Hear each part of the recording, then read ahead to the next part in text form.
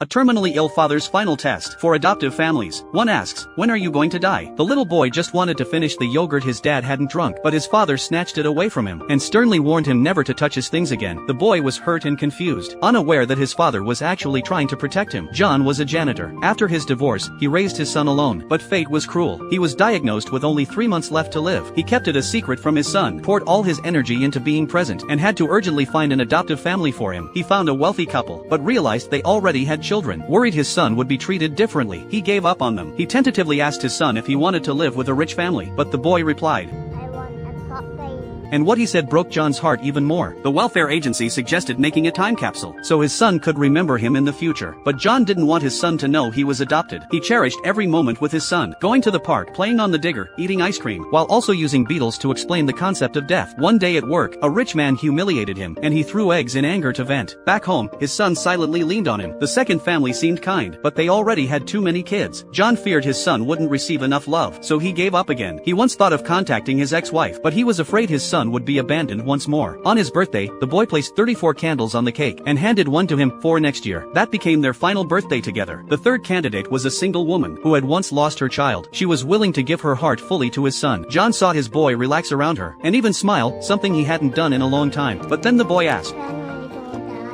The room fell silent. Still, John wanted to see if there was a better option. The final family was very wealthy, but stingy and lacked love. They wouldn't even let the boy play with toys. John didn't hesitate to walk away. His condition worsened. His son noticed something was wrong and refused to accept a new pair of pajamas, afraid it was a sign he was about to be sent away. The next day, John sold his car and took his son out to enjoy the day. He hoped his son would forget him, but also wanted to live on in his memory. That night, he said goodbye, telling his son he would soon be leaving. The boy didn't fully understand, but he felt the love. In the end, John made a time capsule, writing 15 letters and adding photos, hoping his son would open one each year. He took his son to the single woman's doorstep. She was the only one who could give his son all her love. The boy didn't cry. He just looked at him silently, his eyes filled with longing.